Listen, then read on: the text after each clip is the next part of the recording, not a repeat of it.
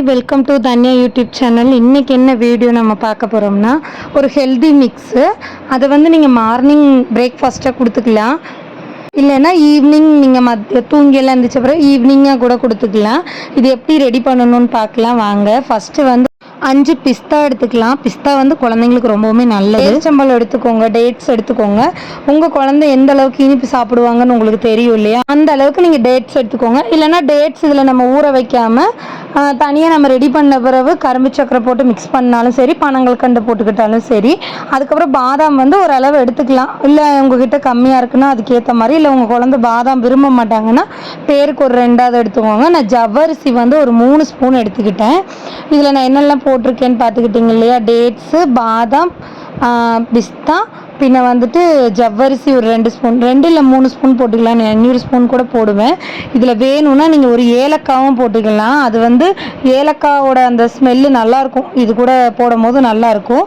இதெல்லாம் நல்லா வாஷ் பண்ணிவிட்டு நீங்கள் வந்து தண்ணி ஊற்றி ஊற வச்சுருங்க. காலையிலே ஊற வச்சுருங்க.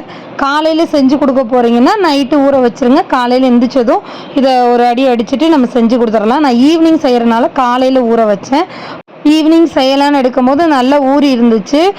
பேரிச்சம்பழம்லாம் பார்த்தாவே தெரியும். நான் வந்து இந்த கொட்டை இல்லாத பேரிச்சம்பழம் போட்டிருக்கேன்.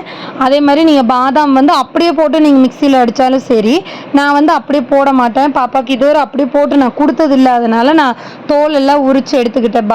பாதாம் நீங்கள் எவ்வளோ எடுத்துக்கிட்டாலுமே பிரச்சனை இல்லை, குழந்தைங்களுக்கு ஜீரணம் ஆயிரும், அதனால் பிரச்சனை இல்லை. நான் மிக்சியில் இதெல்லாம் போட்டுட்டு மிக்சியில் நல்லா இது ஊற வச்ச தண்ணியே நமக்கு போதுமானது. ஒருவேளை உங்களுக்கு இன்னும் தண்ணியாக வேணும்னா நீங்கள் தண்ணி ஊற்றிக்கலாம். இதுவே எனக்கு போதுமாக இருந்துச்சு அரைக்கிறதுக்கு.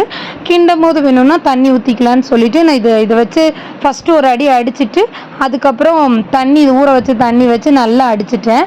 அடித்து எடுத்த பிறகு இந்தளவுக்கு கட்டியாக கிடச்சிச்சு. நான் இதை போட்டுட்டு இன்னும் தண்ணி மிக்ஸ் பண்ணி மிச்சத்தையும் ஊற்றிக்கிட்டேன். ரொம்ப கட்டியாக இருக்கும், இன்னும் கொஞ்சம் வச்ச தண்ணியே இருந்துச்சு. அதை ஊற்றி ஒரு அடி அடிக்கவும் கொஞ்சம் நல்லா நமக்கு அந்த மிக்ஸு கிடச்சிச்சு. இதை வந்து நம்ம அப்படியே ஸ்மூத்தி மாதிரி குடிக்கல. நம்ம அந்த ஜவ்வரிசி போடலைன்னா ஸ்மூத்தியே தான். நான் அந்த ஜவ்வரிசி போட்டனால நான் இது வந்து வேக வச்சு தான் பாப்பாவுக்கு கொடுக்க போகிறேன். ஜவ்வரிசி கொடுக்குறனால பாடி வந்து வெயிட் போடும், ஹெல்த்தியான வெயிட் போடும். ஜவ்வரிசி எதுலேருந்து வருதுன்னா நம்ம கப்பையிலேருந்து தான் வருது, அதனால நல்லா வெயிட் போடும். பாதாம், பிஸ்தாம் இது எல்லாத்துலேயும் நிறைய பெனிஃபிட்ஸ் இருக்குதுன்னு ஆல்ரெடி நான் நிறைய வீடியோஸில் சொல்லியிருக்கேன். அதனால் அதுவும் போடும்போது டேட்ஸ்லேயும் இரும்பு சத்து நிறையா இருக்குது.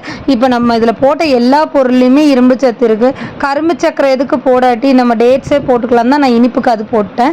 இதை நல்லா கட்டி இல்லாமல் நல்லா மிக்ஸ் பண்ணி விட்டுக்கலாம். அப்போ தான் நமக்கு அந்த பாதாம், பிஸ்தாலாம் நல்லா அரைஞ்சிருக்கான்னு தெரியும். கட்டி இல்லாமல் நல்லா மிக்ஸ் பண்ணி விட்டுட்டு நமக்கு வேணும்னா நம்ம தண்ணி ஊற்றுக்கலாம் சொல்லிவிட்டு அப்படியே எடுத்து அடுப்பில் வச்சுட்டேன். இந்தளவுக்கு கட்டி தேவை கிடையாது தான். நான் கொஞ்சம் அடுப்பில் வச்ச பிறகு வேணால் தண்ணி ஊற்றிக்கலாம் அப்படின்ட்டு பேருக்கு மட்டும் ஒரு துளி தண்ணி ஊற்றிட்டு கட்டி கரைச்சி விட்டுட்டு அதில் வச்சுட்டேன். இந்த மாதிரி பாத்திரத்தில் நீங்கள் வச்சாதான் ரொம்ப நல்லது. ஏன்னா மற்ற பாத்திரத்தில்ங்கும் போது பிடிச்சிரும். நம்ம கேக் செய்கிறோம் பார்த்தீங்களா, டின்னு, அந்த மாதிரி டின்னில் வச்சிங்கன்னா பிடிக்காது. நான் பாப்பாவுக்கு ஆரம்பத்துலேருந்து பாப்பா பிறந்த போதே இந்த மாதிரி ஒரு டின்னு வாங்கினேன். எதுக்குன்னா நம்ம ராகி கூழ் எப்பயுமே கொடுப்போம் இல்லையா, நான் ராகி கூழ் இதில் தான் கிண்டுவேன்.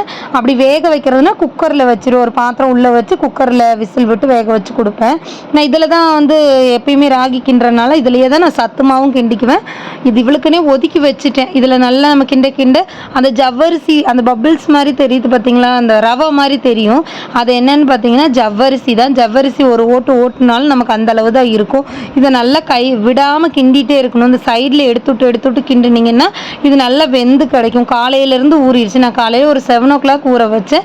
நான் எப்பயும் சாயந்தரம் ஒரு 6 o'clock பாப்பாவுக்கு ஒரு ரவுண்டு மதியம் சாப்பிட்டது இல்லாமல் அதுக்கப்புறம் ஒரு தடவை பால் கொடுத்துட்டு அதுக்கப்புறம் இது ஒரு ரவுண்டு கொடுப்பேன். ஈவினிங் ஒரு தடவை சத்து மாவோ இல்லை ஏதாவது செஞ்சு கொடுப்பேன்.